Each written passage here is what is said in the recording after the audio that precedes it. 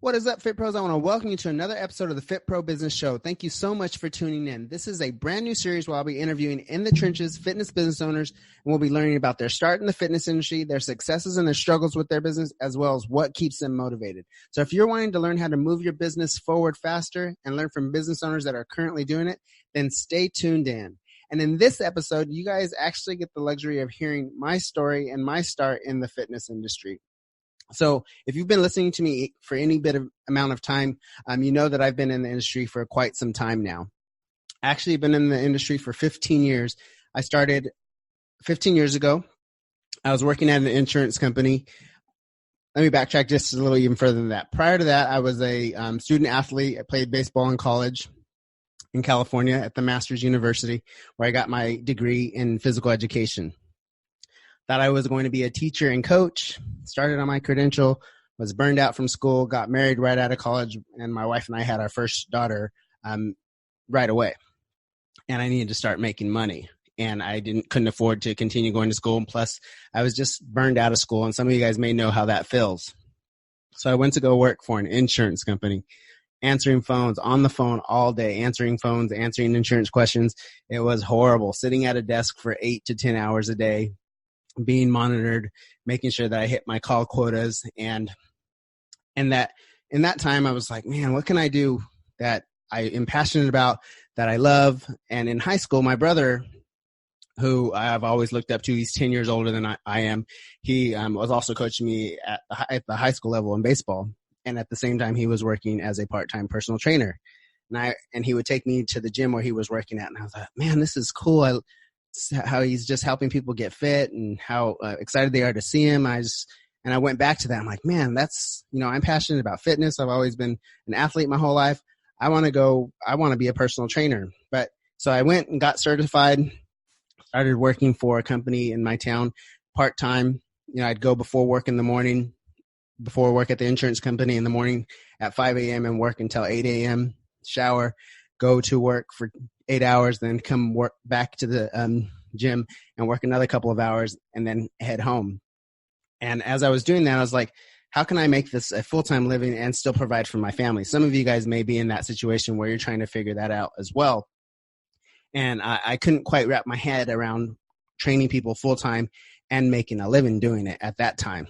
So while I was working at Cigna, that's an insurance company that I worked for about 4 or 5 years after college, after we had our first child. I went to go work for a county as a county probation officer for youth. And it was worse than the insurance company. I was dealing with troubled youth. It was out of character for me. I had to be hard nosed person, really not aggressive, but stand my ground against these it was a boot camp style. And it just didn't fit my personality. The pay was okay. The benefits were great. In that time, we had our second daughter and still trying to provide for a family. We owned a home at the time already, and I was still working part-time for the gym. And as things kept progressing with this, me not wanting to go to work because it was horrible and I hated it, and really enjoying the personal training, finally, I talked to my wife. I said, I want to go try to do this full time. So I went and worked full time at the studio that I was working at the time. I was aggressive. I was hungry. I needed to feed my family. I needed to pay my mortgage. I needed to pay my bills. So I went in there into the business and asked for his client roster of old clients, hopped on the phone, started making phone calls, booking up my schedule, getting people back in the door, building up a full-time business. In that time, I did that for 2 years working full-time. And also I had an opportunity to train somebody in-home outside of the studio through my mother-in-law. She referred her to me and she wanted to work out at home. So I started doing that. And I was like, it was in a town that's outside of ours. That's up in the hills. And so I had to drive, and I was like, well, if I'm going to drive over here, I might as well do a little bit of marketing and try to pick up more clients if I'm going to be over here. So I put in a little ad in the newspaper, and before I know it, I started getting phone calls for leads. And I was like, oh, this is pretty cool. I can actually market myself, make my own money, and have people that want to do business with me, not the studio that I'm working at. I'm like, this is really cool. And at that same time, I'd kind of felt like I had not outgrown the studio, but that I was growing my business inside the studio and giving a lot of my profits away to the owner. And the owner at that time had a commission structure, and he wasn't always pay our commissions. And I just got frustrated with wanting the money that I know I had already made him, that I wasn't getting paid back to me. So that got frustrating, and I started marketing myself, growing my business outside of the studio, and had a talk with my wife. I'm like, you know what? I think that I want to do my own business. I'm getting clients on my own. My wife was like, we have a mortgage to pay, we have bills to pay, we have young kids, we need insurance. I'm like, I know. So she's like, okay, show me the numbers. Show me how you can make this possible for our family. So I sat down, plugged away, showed her exactly how many clients I needed to, make enough money to pay for our overhead, to pay for a little studio, and to pay for our mortgage and all of our other expenses. So what I did is zero-based thinking. Like, a worst case scenario, this doesn't work out, I can always go back to work somewhere else. We were still young, and I was educated. I knew I can go back and work for somebody else. I don't know if this is resonating with any of you guys or where you guys at or in your circumstances. Just wanted to give you guys the full story of how I got started in business and how you guys can get started in business as well. So after 2 years working full time, in 2006, I started my business, Empower Fitness Training, in Visalia, California. And we started in a small 400 square foot office.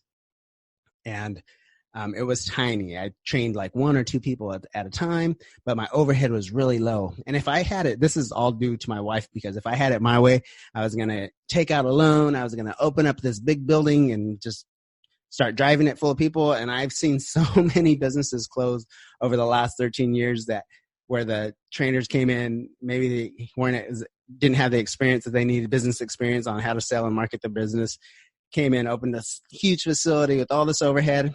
And within a year, they're closed. Within 3 years, they're closed because they didn't understand how to run a business, didn't understand how to pay their overhead, and just thought that they'd open up doors and that people would show up. So the small studio was all due to my wife. So I opened up a 400 square foot office, trained 1 or 2 people, built that up over 8 months where I was just packed at the seams. And then I branched into another building that was just down the street a little ways, and that's where the building I'm in currently, and that's a 2,000 square foot building. Still pretty small by small gym standards, but it allows me to keep my overhead low, allows me to bring more money home, which is what really matters, and has allowed me to live a very comfortable life where my wife stayed home for the majority of our children's lives. I have an 18-year-old now and a 15-year-old. And they're both very active when they were younger. My wife was the business allowed my wife to stay home with our children and be the one that would run them to everywhere they need to be while I was able to grow the business. So to present day, we're still in that 2,000 square foot building. And that's not to say that I haven't made some mistakes along the way, because I have, and I will dive into those a little bit. But one of the first things that when I was starting to think about growing my business, one of the first books that I read was a book by Brian Tracy. I'm not sure if you've heard of him, but he's a really great author and motivational sales guy. And the book was Maximum Achievement. And the big picture out of that book that I got was that if somebody else is doing something that you want to do and they're having success, if you follow the footsteps the things that they have done, then you're going to have success as well. And that's one of the things that I learned from the business that I was working at.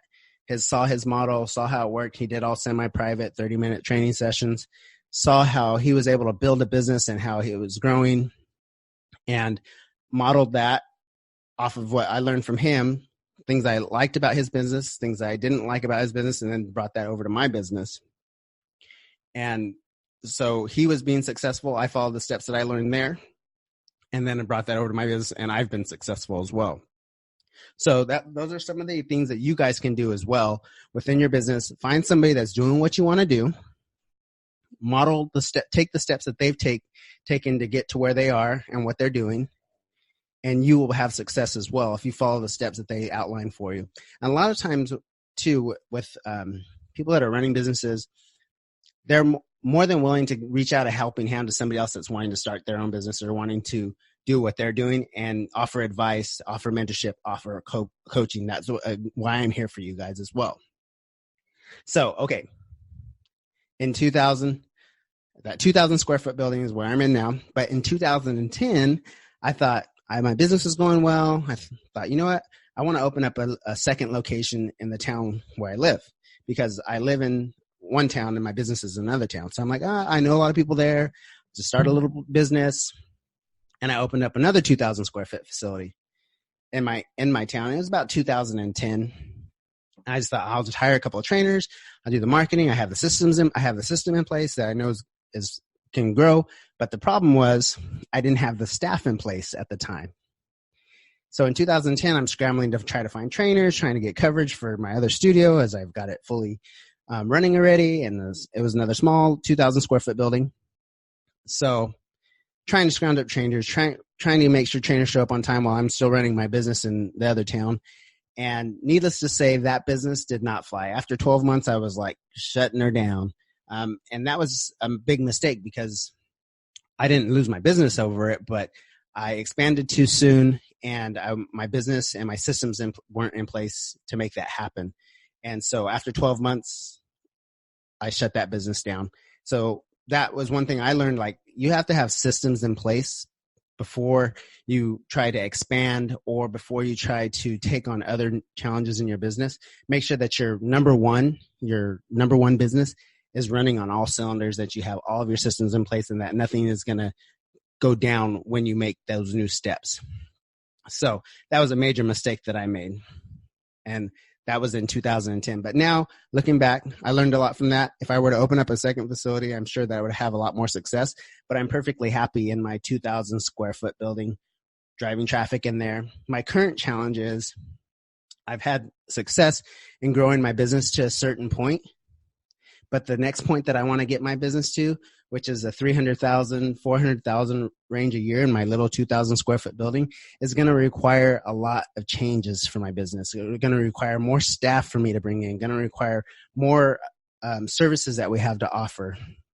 And so that's my current challenge that I'm in with my smaller facility. And one of the things in business is you're going to constantly have to make adjustments and changes if you want to take your businesses to the next level. And that's what I'm learning right now. As I've kind of feel like I've plateaued with what I'm doing, I need to start adding additional services, adding additional ways to make revenue if I want to get to this $300,000 mark, $400,000 mark for my little facility. So I hope that this motivates you guys. I just wanted to give you guys a little bit of background on my story, my business. My business is a 2,000 square foot building. I run semi-private training. We train anywhere between 3 to 6 clients every half hour. And we're open from Monday through Friday from 4:30 a.m. till about 7 p.m. I train. I have a full-time trainer, and my wife helps me with the business. So that's where it is now. I'm looking to bring in additional staff currently as we speak. But one of the things is I think it's important for you not to compare your business or where you're at to somebody else's. So I've been guilty of this myself. I've talked about it before, looking at other guys in my town that are running businesses that I think they're doing really well. Come to find out they're not doing as well as I think that they are.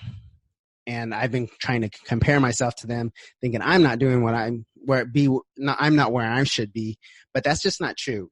Take each step of your business as it comes. Make adjustments as you come. Right now I'm perfectly happy with the way my business is. I'm perfectly happy with the amount of training hours that I do. I'm happy with the time I have to build my business, to network, to do other things. I'm home at a reasonable time. I volunteer and coach at my local high school here, the freshman level, which I absolutely love. And so the point is, don't compare yourself where you're at now to where somebody else is in their business. Be satisfied with where you're at, but keep projecting for what you want. For me, in the next 2 years, I want to be where, if I train, it's because I want to.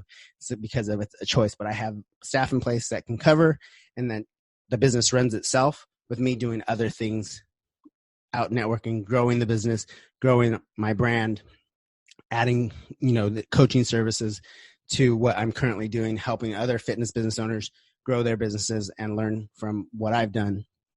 So that's currently where I stand with my business, what I project for my next level. The biggest challenge I've had in my business, which I don't know, you may have this challenge as well, is finding staff to come in and run my system properly the way that I want it ran, and just have people that are trainers that are consistent and that want to actually have a career in personal training in the fitness industry. So that's my current challenge.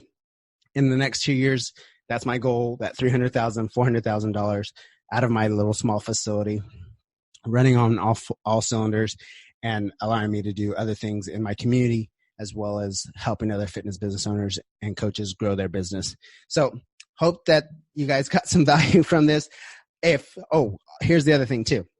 So if you are a fitness business owner and you want to be featured on my Fit Pro interview show where I interview in the trenches fitness business owners, come to this link, fitprobusiness.com/breakthrough. Select the interview question. Again, we're just going to dive into your business. We're going to inspire other fitness business owners who are looking to grow their businesses or looking to break into this industry that has been so wonderful for me and my family. I want to give back to you. Other fitness business owners want to give back to you and have you learn from our mistakes, have you learn from our successes, as well as just inspire you that you guys can do this. You guys can go out and grow your businesses, can learn how to sell and market yourself, can learn systems that are going to help you be successful in your business. Hope that this message resonates with you guys. If I can do it, you guys can do it. I'm here for you. Reach out to me to answer any questions for you guys to help you implement any systems, sales, marketing, mentorship. I'm here for you guys. Reach out to me, fitprobusiness.com/breakthrough. Hope you guys got value from this. If you have, leave me a review on iTunes or give me some love on YouTube, and I will talk to you guys soon. Have a good one.